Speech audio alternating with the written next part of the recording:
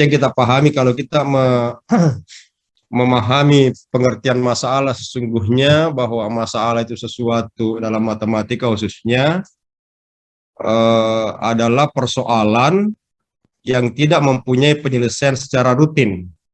Nah, persoalannya kalau tidak mempunyai penyelesaian secara rutin kan tentu tidak semudah kita menyelesaikan kalau hanya kita menggunakan cara berpikir yang terstruktur dan logis, deduktif, aksiomatik misalnya. Tentu perlu pemikiran-pemikiran yang bersifat yang sifatnya tidak terstruktur, yang juga mungkin butuh cara berpikir yang di luar kebiasaan pola pikir matematika. Nah, disinilah pentingnya berpikir intuitif dan berpikir reflektif itu. Nanti akan dibahas oleh kelompok 2 apa sesungguhnya berpikir intuitif itu, dan mungkin juga akan tergambar seperti apa seseorang atau bagaimana seseorang bisa melakukan pemikiran yang intuitif dan pemikiran yang bersifat reflektif itu. Baik, kita akan serahkan ke kelompok 2 untuk menyajikan makalahnya ya. Saya sharekan di sini supaya lebih bagus. Oke, sudah kelihatan? Sudah kelihatan anunya? Sudah kelihatan PowerPoint-nya? Sudah, Prof. Oke, silakan. Belum, Prof. Saya persilakan kelompok 2. Di antaranya Pipi, Isrania, dan Sulhijrah. Silakan gantian.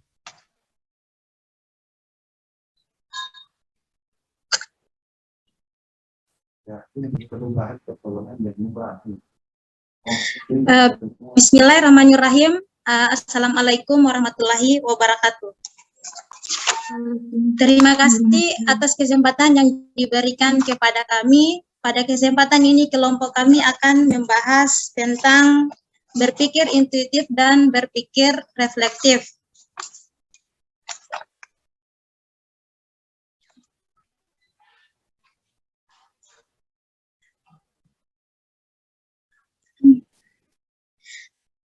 Di dalam kurikulum pendidikan, salah satu mata pelajaran yang penting itu adalah matematika. Salah satu hal yang penting dalam pembelajaran matematika adalah memahami karakteristik siswa.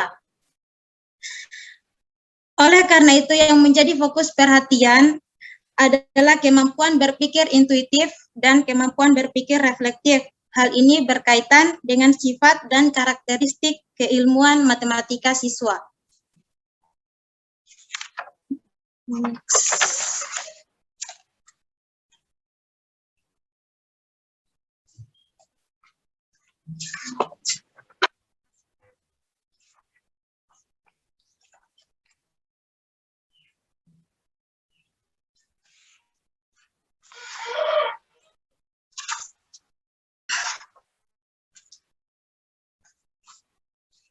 Untuk definisi berpikir, menurut Kamus Bahasa Indonesia, berpikir diartikan sebagai mempunyai pikiran dan mempunyai akal. Kemudian menurut Wade dan Tauris, berpikir adalah manipulasi informasi secara mental. Kemudian menurut Dewanti, berpikir adalah kemampuan mengendalikan aktivitas dengan ciri sukar, kompleks, abstrak, dan ekonom.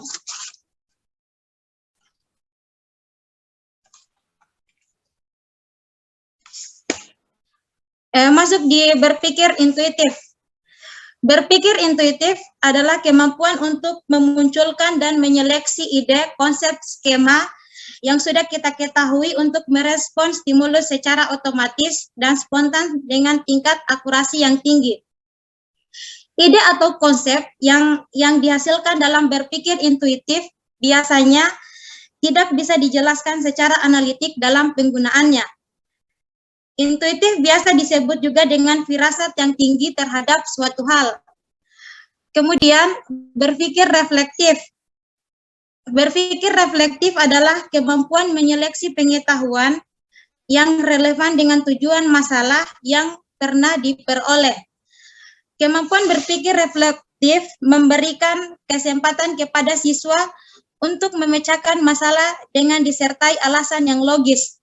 Kedua, kemampuan berpikir ini memberikan kontribusi yang penting dalam pembelajaran, khususnya dalam pembelajaran matematika, yaitu dalam proses pemecahan masalah. Untuk selanjutnya, saya persilakan kepada teman kelompokku untuk menjelaskan.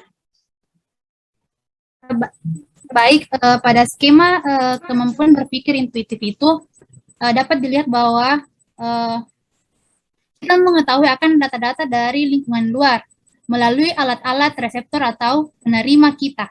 Contohnya, penglihatan dan pendengaran. Data-data ini secara otomatis digolongkan dan dihubungkan dengan data-data serupa yang sudah ada. Kita juga bisa tanggap terhadap lingkungan luar dengan menggunakan otot-otot syaraf kita yang bekerja secara otomatis terhadap kerangka tubuh kita. Kegiatan ini sebagian besar dikontrol dan diarahkan oleh umpan balik.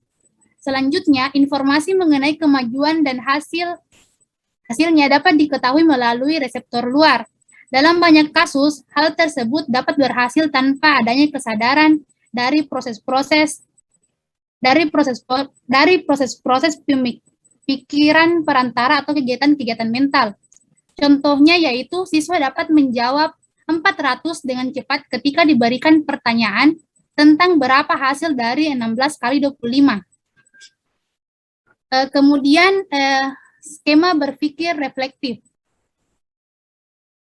Pertama, merespon informasi dari luar, diteruskan pada aktivitas mental. Aktivitas mental yang dimaksud yaitu kita mampu berpikir untuk merefleksikan suatu tingkatan tertentu dengan skema-skema kita sendiri. Sebelum mengambil keputusan akhir dari suatu masalah terlebih dahulu, kita menghubungkan masalah yang ada dengan pengetahuan atau pengalaman yang telah ada sebelumnya, serta dapat menjelaskan apa yang terjadi, kemudian menyadari kesalahan dan memperbaiki hal tersebut terus berulang sampai pada tahap penyelesaian masalah.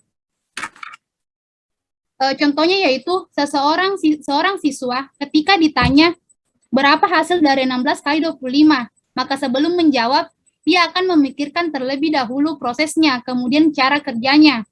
Seperti pemikiran bahwa perkalian adalah penjumlahan yang berulang. Kemudian kepada Sulhijrah Mustabil untuk menjelaskan.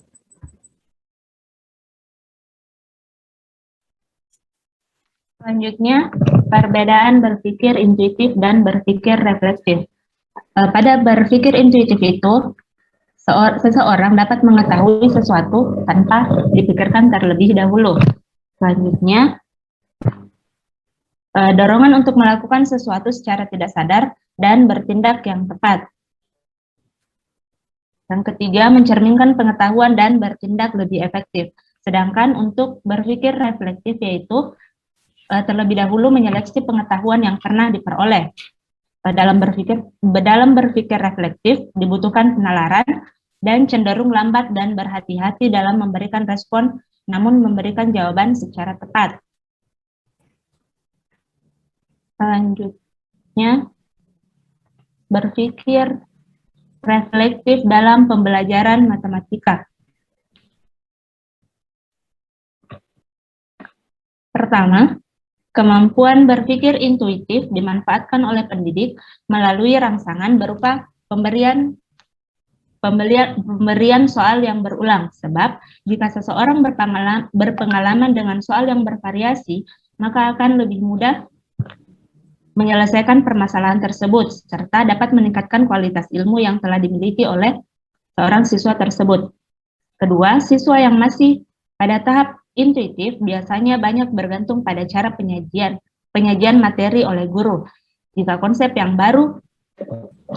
baru yang didapati sangat jauh dari skema yang ada, maka dia tidak mampu mengasimilasikannya, khususnya karena tingkat akomodasi yang mungkin pada tingkat intuitif lebih rendah daripada yang dicapai dengan refleksi. Selanjutnya, kesimpulan.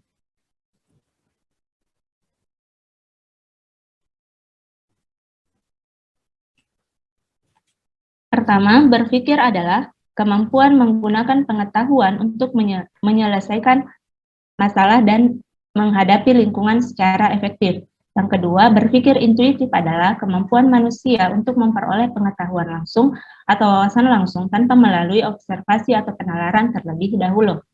Yang ketiga, berpikir reflektif adalah kemampuan individu dalam menyelesaikan pengetahuan yang relevan dengan tujuan masalah yang pernah diperoleh. Yang keempat, berpikir intuitif dan berpikir reflektif dalam pembelajaran matematika merupakan dua hal yang tidak bisa dipisahkan.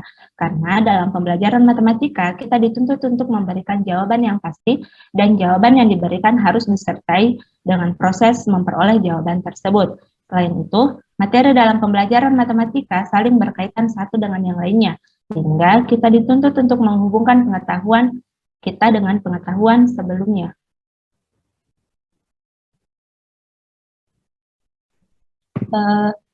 Sekian dari presentasi dari kelompok kami.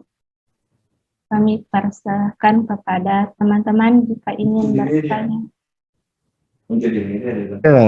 Sebelum lanjut pada diskusi, saya kembali. Yang pertama, berpikir itu kan seperti yang dijelaskan tadi, sesungguhnya berpikir itu adalah proses mental ya. Proses mental di dalam memahami atau menyelesaikan sesuatu. Yang kedua, antara reflektif dan intuitif. Jadi kalau reflektif melakukan refleksi sesungguhnya, jadi melakukan refleksi sehingga setiap informasi yang diperoleh seseorang di dalam melakukan refleksi itu terjadi proses seleksi dulu.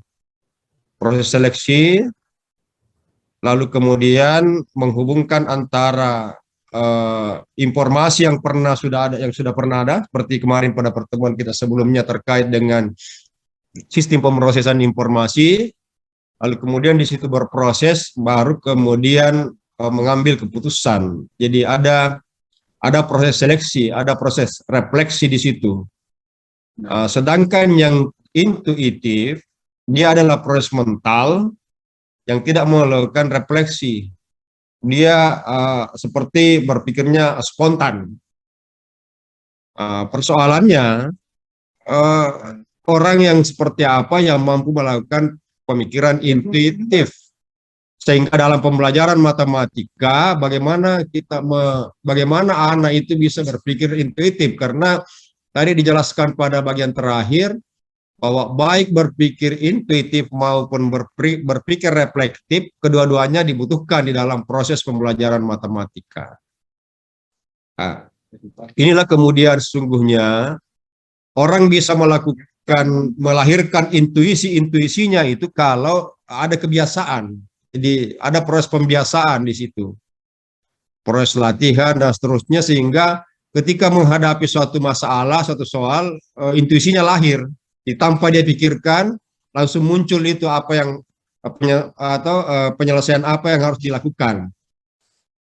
Tentu intuisi ini tidak bisa lahir, tidak bisa dilakukan tanpa ada proses pembiasaan. Agak berbeda tadi dengan refleksi. Kalau refleksi kan butuh cara berpikir, butuh keterkaitan informasi yang mereka miliki sebelum dia melakukan sebuah kesimpulan atau memberikan penyelesaian suatu masalah, karena dia ada refleksi dulu. Kalau intuisi ya seperti tiba-tiba saja muncul keluar. Tetapi itu benar. Dari mana itu? Itu karena adanya apa? Adanya proses pembiasaan. Saya masih mengingat ada seorang dosen senior kita di matematika itu, mungkin Anda pernah mendengarkan namanya Pak Manangkasi. Beliau itu kalau dalam menyelesaikan soal, baru disebutkan soalnya sudah bisa menjawab.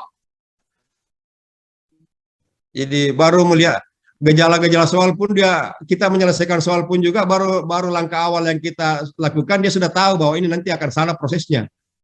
Nah, itu lahir karena proses pembiasaan. Karena memang kita pernah tanya beliau bagaimana caranya seperti itu. Kebiasaannya beliau itu adalah melakukan latihan-latihan, melakukan pengulangan-pengulangan. Jadi misalnya gini, dia mengerjakan satu soal yang dikerjakan, ketika salah dia tidak langsung, dia tidak buang itu proses pengerjaan yang salah tadi. Dia pelajari kembali di mana letak kesalahannya, ada lagi dikerja lagi, ada lagi salah, dia simpan lagi itu, sehingga sekian banyak kesalahan-kesalahan. Nah, dia pelajari itu di mana letak kesalahannya ketika dia melangkah, misalnya langkah pertama, langkah kedua, dan seterusnya. Bahkan dia bilang bisa sampai lima tumpukan jawaban itu yang salah, baru dapat yang benar. Nah, dengan kebiasaan-kebiasaan yang beliau sering lakukan, sehingga melihat sebuah persoalan dia sudah bisa seakan-akan dia bisa menebak saja. Wah, ini apa? Ini jawabannya seperti ini. Kita disuruh mengerjakan soal, ketika kita mengerjakan soal tiba-tiba langkah 1, langkah 2, langkah 3 misalnya, masih ada langkah berikutnya, dia sudah ngerti bahwa ini langkah salah, ini salah. Ini nanti tidak akan menemukan jawaban yang benar. Nah, itu lahir karena kebiasaan. Kebiasaannya beliau seperti itu. Sehingga mungkin Anda saya tidak tahu apakah Anda pernah diajar. Ketika kami diajar itu, memang kami dituntut untuk menyelesaikan soal-soal, bisa sampai ribuan soal yang ditugaskan kepada kita. Kami pernah ditugaskan oleh beliau itu, jawaban soal itu bisa sampai 200 halaman, sampai 200-300 halaman. Itu untuk satu tugas pekerjaan. Nah, karena itu kebiasaannya. Sehingga dengan kebiasaan-kebiasaan itu lahirlah apa? Pemikiran-pemikiran yang bersifat intuitif. Jadi seperti tiba-tiba, tetapi sebenarnya itu karena sudah terbiasa.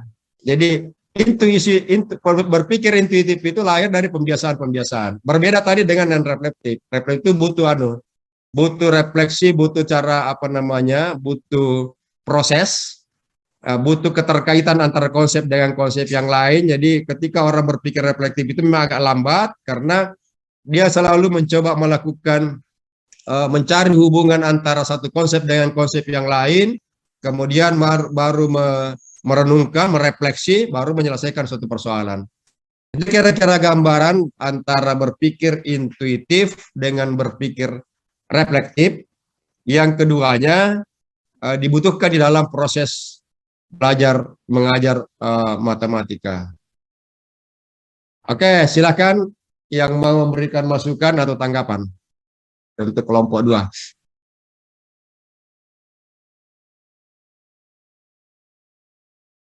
Silakan. Saya Prof. Ya, silakan langsung. Baik, terima kasih untuk kesempatannya. Di sini mengenai berpikir intuitif dan reflektif. Kemudian saya mengingat bahwa salah satu tuntutan kurikulum 2013 itu yakni siswa mampu berpikir tingkat tinggi atau HOTS. Kemudian muncul pertanyaan, dapatkah berpikir intuitif dan reflektif tersebut dikolaborasikan dengan HOTS? Terus bagaimana aktualisasinya dalam pelajaran, karena diketahui tadi bahwa antara berpikir intuitif dan reflektif itu dibutuhkan dalam proses pembelajaran. Baik. Oke. Itu saja. Oke. Tadi siapa dari mana? Ramla Prof. Ramla ya. Oke. Silakan ditampung dulu. Saya Prof. Apa? Saya Prof. Nur Hikmah. Ya, Nur Hakimah Prof. Nur Hakimah ya, oke. Ya. Silakan. Terima kasih atas kesempatan yang diberikan. Tadi Ramla bertanya tentang kolaborasi antara berpikir tingkat tinggi dengan berpikir intuitif. Kalau saya yang ingin saya tanyakan, kan di dalam berpikir tingkat tinggi itu, sebagaimana yang saya pahami bahwa ada aspek yang dilihat baru bisa dikatakan siswa mampu berpikir tingkat tinggi. Nah, pertanyaan saya, apakah dalam berpikir intuitif dan reflektif ini ada ranah yang dinilai untuk menilai kemampuan berpikir intuitif dan reflektif siswa? Seperti itu, Prof. Oke. Ya, ada. Oke, ya bisa nyambung nanti ya. Pertanyaan pertama dan kedua sepertinya nanti akan nyambung. Oke, silakan. Siapa lagi? Saya Prof. Siapa? Rahmat, Nur Rahmat Prof. Iya. Oke. Ya, terima kasih Prof atas kesempatannya. Di sini yang saya ingin tanyakan itu terkait berpikir intuitif dan itu tidak jarang kita jumpai bahwa di sekolah itu siswa cenderung pasif dalam pembelajaran, terutama siswa yang saya hadapi saat ini cenderung pasif dan hanya menunggu informasi dari guru, jadi kurang aktif dalam pembelajaran. Nah, yang ingin saya tanyakan di sini, apakah dalam kondisi siswa seperti itu, kita sebagai pendidik dapat mengoptimalkan kemampuan berpikir intuitif dan reflektif siswa, dan bagaimana cara mengoptimalkan kemampuan tersebut dalam kondisi siswa seperti tersebut. Terima kasih. Oke. Itu dulu atau masih mau menambah? Siapa lagi? Saya Prof. Mifta, siapa? Mifta ya? Nista ya. Oke, silakan. Baik, terima kasih atas kesempatan yang diberikan kepada saya. Langsung saja, dalam makalah teman tadi, dalam berpikir intuitif itu, pembelajaran langsung oleh guru mempunyai keuntungan, yaitu pertanyaan dapat dilajukan secara langsung, dan guru mengajarkan materi yang tepat sesuai dengan keadaan siswanya. Pertanyaan saya itu di sini, bagaimana implementasi berpikir intuitif itu dengan adanya keterbatasan pembelajaran di masa pandemi pada saat ini? Terima kasih, Prof. Oke, siapa lagi? Ini sudah berapa? 1, 2, 3, 4. Masih ada atau cukup dulu?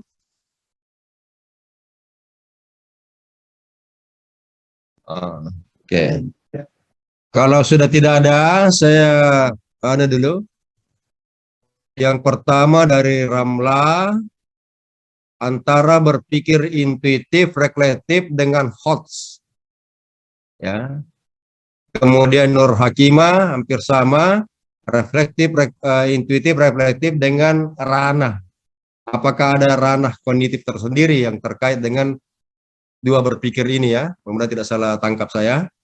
Kemudian Rahmat, anak pasif, bagaimana mengoptimalkan berpikir intuitifnya maupun berpikir reflektifnya. Yang terakhir, Miftah, apa tadi itu? Kenapa saya lupa? Oh ya, keterbatasan. Bagaimana berpikir reflektif dengan berpikir intuitif dengan kondisi keterbatasan saat ini. Silahkan kelompok berapa? Kelompok 2 ya. Kelompok 2 untuk memberikan tanggapan balik dari para penanya. Silakan.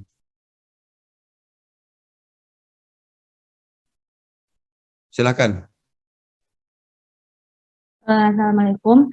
Jadi pertanyaannya dari saudara Ramla itu, bisakah dikolaborasikan antara intuitif dan reflektif dengan berpikir tingkat tinggi?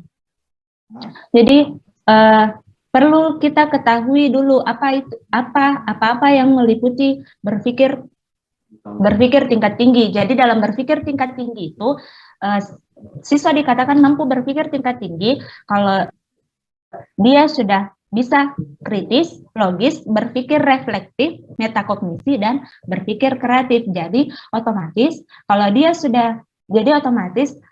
sudah bisa berpikir tingkat tinggi, dia harus juga bisa reflektif, karena dia tidak bisa dikatakan bisa berpikir tingkat tinggi kalau belum mampu berpikir secara reflektif.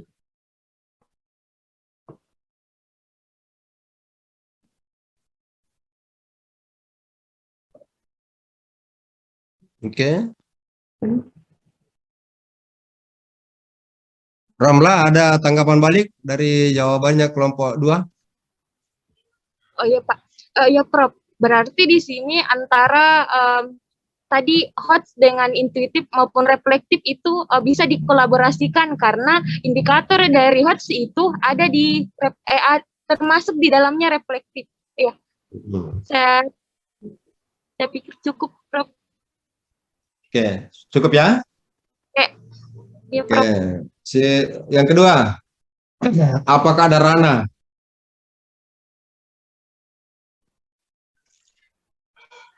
Baiklah, saya akan menjawab pertanyaan dari kelompok 6.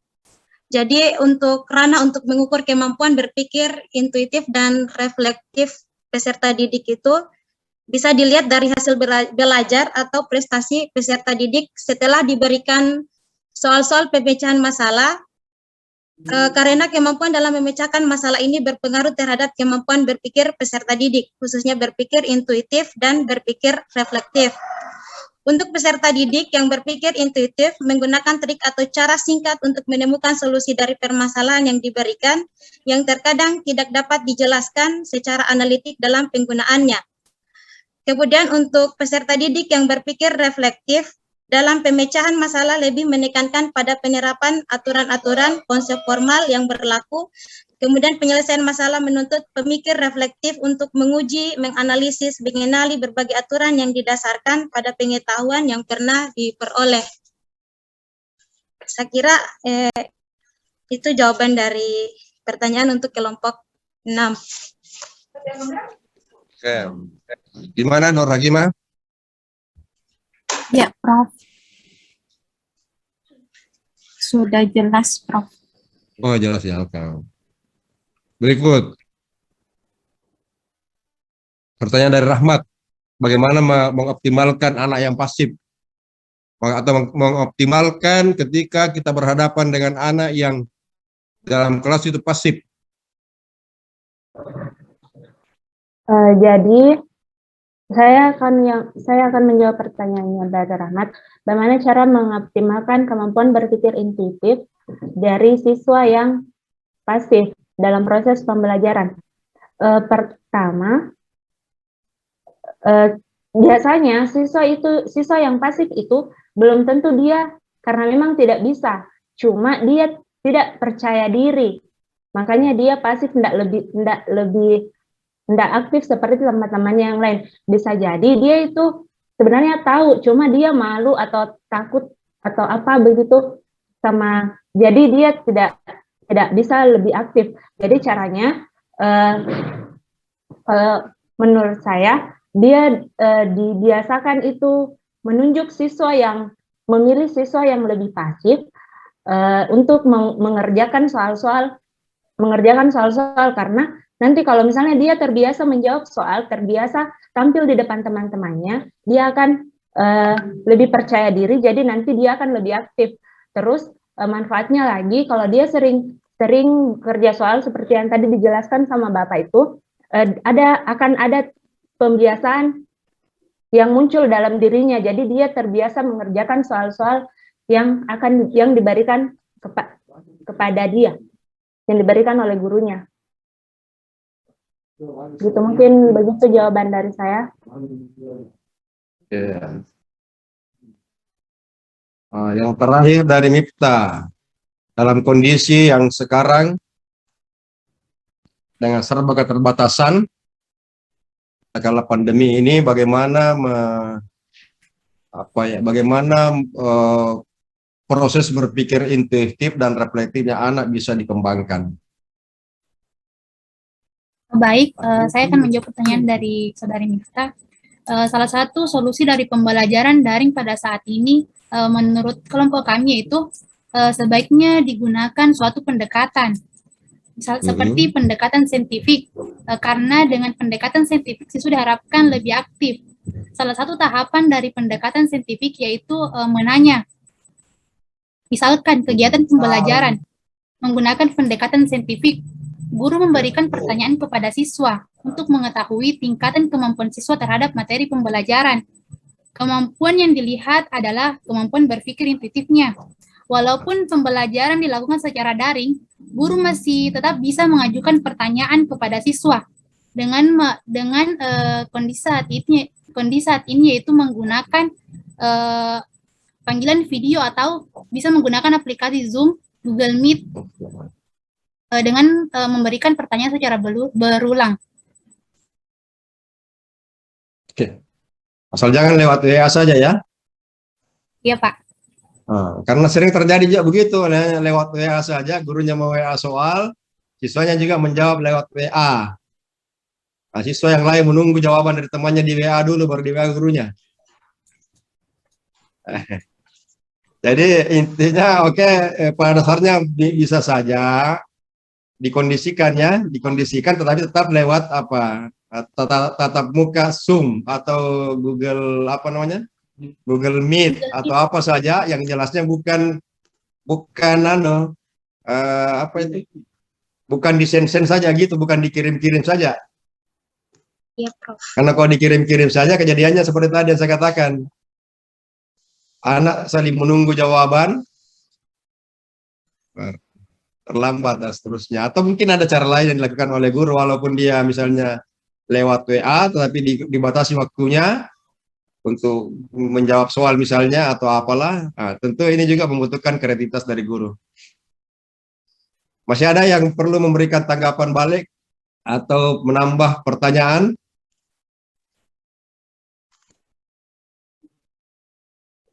Siapa ini? Shirley, oke.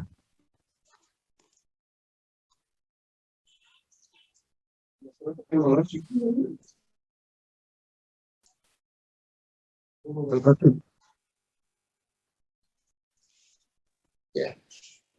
Berpikir intuitif dan reflektif menyelesaikan masalah, oke.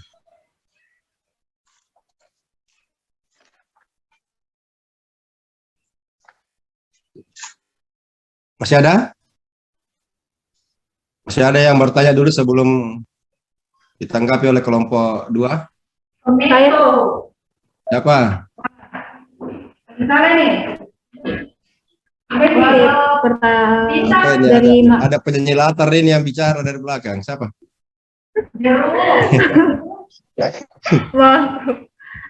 Dari Oh, Tutut ya, mau bicara, silakan. Tutut. Tutut ya, mau bertanya atau penyanyi latarnya?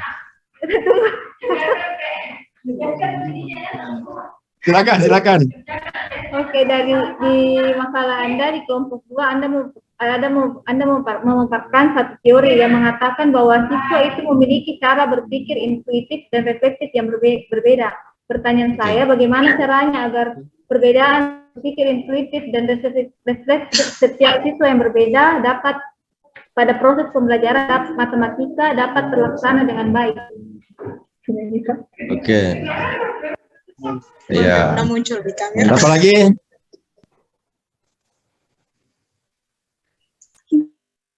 Cukup atau masih ada yang mau menambah pertanyaan? Saiful mau bertanya? Iya, Prof. Iya. Silakan. Terima kasih atas kesempatannya. Tadi kelompok 2 sudah menjelaskan mengenai kemampuan berpikir intuitif dan reflektif pada pembelajaran matematika. Pertanyaan saya, selain dengan pembiasaan pengerjaan soal tadi, kira-kira strategi apa yang dapat kita lakukan pada saat pembelajaran di kelas agar kemampuan berpikir reflektif dan intuitif peserta didik ini dapat terasah dengan baik? Oke. Ya, itu saja, Prof. Ya. Oke, jadi ada 3 pertanyaan lanjutan. Silakan ditanggapi oleh kelompok 2. Dari Shirley, kemudian Tutut, dan Saiful. Baik, pertanyaan dari Shirley Utari, yaitu bagaimana cara mengimplementasikan berpikir intuitif dan reflektif dalam menyelesaikan satu masalah. Kembali kepada pengertiannya bahwa berpikir intuitif itu suatu kemampuan mengumpulkan dan menyeleksi ide, konsep atau skema untuk merespon stimulus dengan otomatis dan spontan dengan tingkat akurasi yang tinggi. Sedangkan berpikir reflektif itu kemampuan individu dalam menyeleksi pengetahuan yang relevan dengan tujuan masalah yang pernah diperoleh, yaitu dengan memfasilitasi siswa melalui berbagai pertanyaan yang diajukan. Selama proses penyelesaian soal berlangsung, jenis pertanyaan yang memungkinkan siswa untuk berpikir intuitif dan reflektif secara lebih terarah pada permasalahan yang dihadapi. Bagaimana, Kak?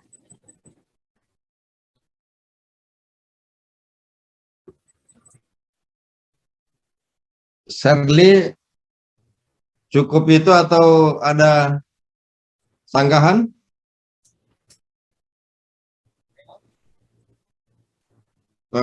Di sini aja penyelitarnya. Ya, kalau cukup lanjut. Pertanyaan berikut dari Tutut.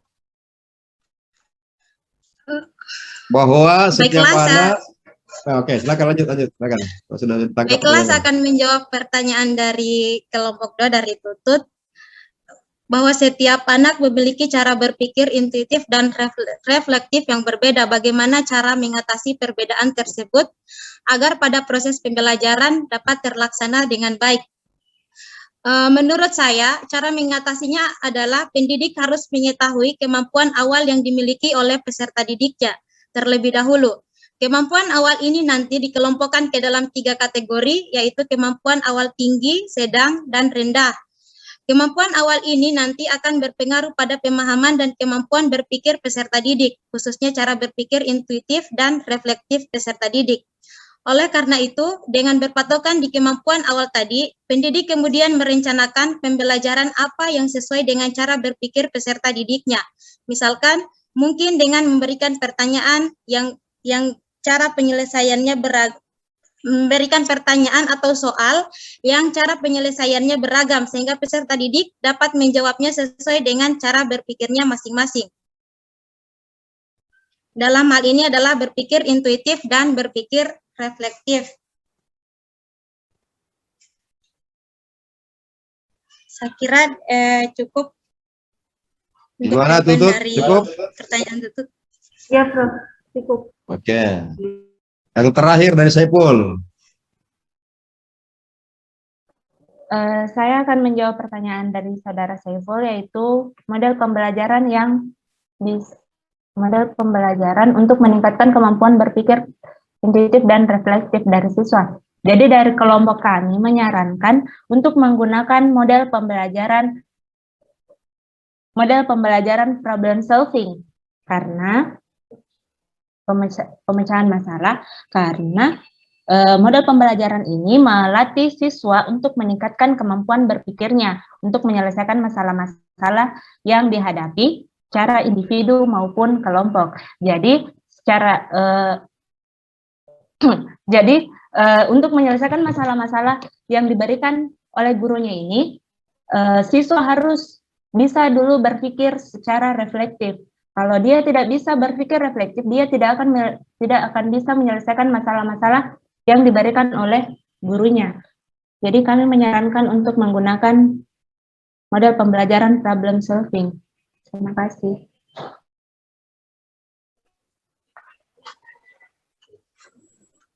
Oke, Saiful gimana? Ya,